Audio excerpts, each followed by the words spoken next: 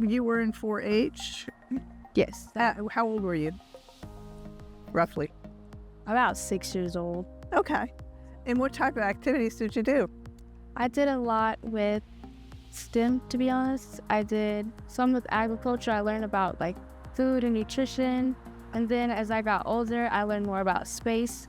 And what really sparked my interest with 4-H was a 4-H camp called Space Camp in Huntsville, Alabama. And when I went, I learned a lot about NASA and NASA's missions. And when I came back from that trip, I knew that I wanted to be an astronaut or try to be an astronaut.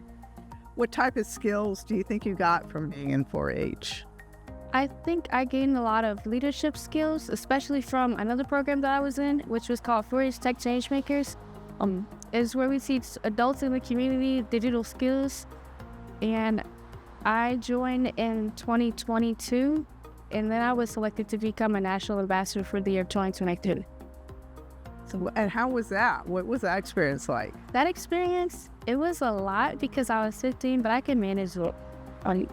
I was a spokesperson for the program, so I would do a lot of interviews, would just reach out to different like companies and stuff and just tell them about the program. So it helped me gain like networking skills and definitely good leadership skills.